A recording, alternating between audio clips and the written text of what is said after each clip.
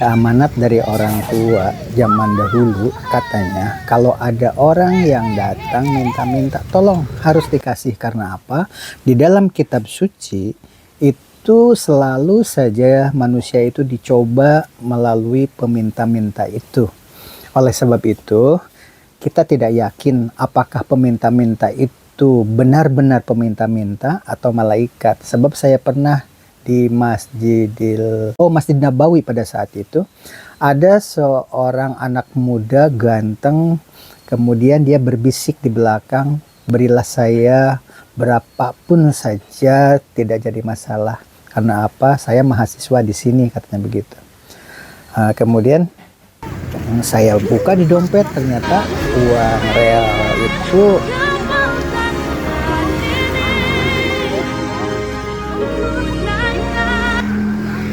nih. Siapa yang mau? Oh, kiri ya. Lagi. Yuk. Buat bareng-bareng.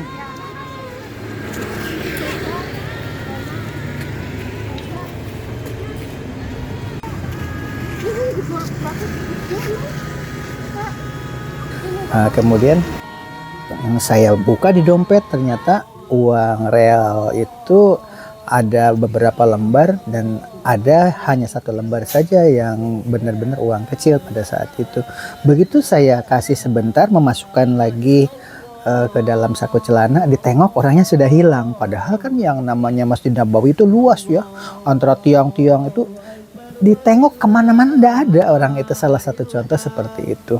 Tetapi di sisi lain ada yang mengatakan kotak amal yang keliling-keliling pakai proposal itu adalah ada organisasinya, yang kita juga kaget ternyata tumpukan kotak amal itu ada yang dipergunakan untuk mencari dana kegiatan teroris, dan itu ada bukti-buktinya ya seperti di dalam gambar. Oleh sebab itu kita harus cermat dalam mengasihkan sesuatu itu. Salah satu contoh, para pemulung itu sebenarnya mereka itu lebih baik rezekinya daripada petani yang ada di hutan, yang ada di pinggir-pinggir hutan belantara seperti itu. Mereka bukan lagi petani tapi malah buruh tani, dan penghasilannya begitu minim sekali. Mereka kadang-kadang makannya itu ya Allah cuma garam saja dengan nasi, tidak ada lauk pauk, dan itu pun dibawa dari rumah. Sementara para pemulung itu makannya daging, kemudian ayam, sayuran, luar biasa. Tapi tangannya juga kotor, tidak dicuci, penuh dengan laler, dia makan roti dan lain sebagainya. Ini barangkali yang perlu kita perhitungkan, mana yang harus dikasih, mana yang tidak. Jangan sampai disamaratakan bahwa manusia mempergunakan gerobak, dia tidur di gerobak. Kasihan sekali, tapi ternyata rumahnya megah, mentereng, mengalahkan orang yang memberinya. Sementara ada orang yang tergopoh-gopoh membawa karung hanya untuk mendapatkan sesuap nasi, dan benar-benar datang di rumah itu anaknya banyak, dia hanya mengandalkan uang dari mulung. Oleh sebab itu yang paling utama itu adalah kehati-hatian kita, kejelian kita terhadap lingkungan. Jangan disamaratakan, sebab manusia roda dengan pemulung itu juga beda. Oleh sebab itu pelajari secara lebih cermat, bersatulah dengan organisasi resmi seperti masjid atau organisasi kemasyarakatan. Dan organisasi kemasyarakatan juga kita harus hati-hati, sebab ada kalanya organisasi kemasyarakatan memanfaatkan para pemulung untuk memperkaya diri sendiri. Seperti kisah Al-Zaitun, salah satu contoh diantaranya dari para tokoh yang sudah diwawancarai di TV One, kemudian di stasiun-stasiun televisi, dan para YouTuber yang mengaku para mantan santri perekrut dana. Itu mengerikan. Terlepas dari benar dan salah, tetapi keluarga saya juga ada yang mengaku bahwa dia itu direkrut, dan ada juga yang tidak bertahan hanya sampai 1 tahun setelah itu keluar.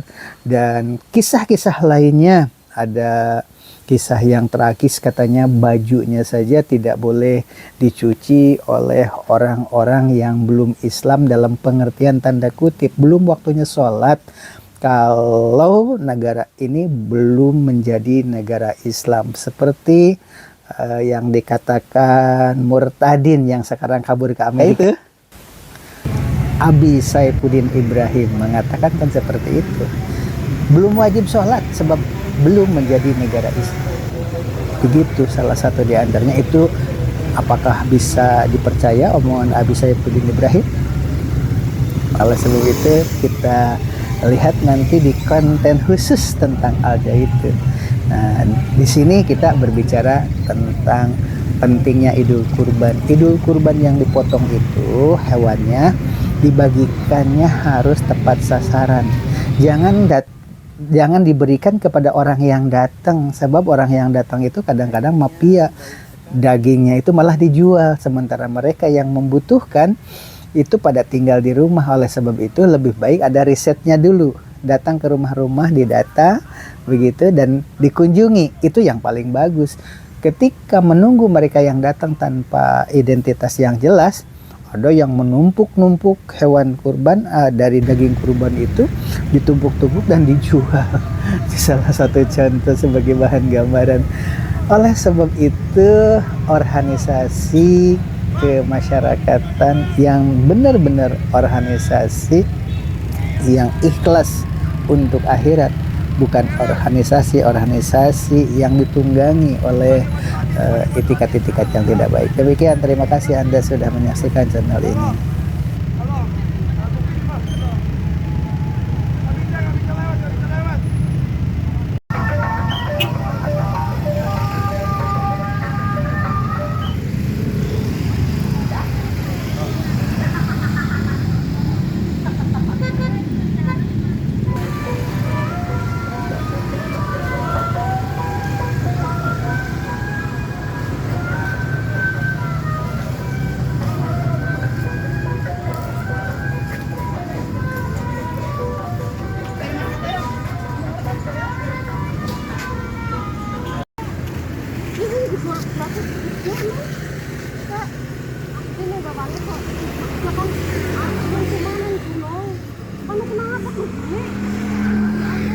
Nih, siapa yang mau?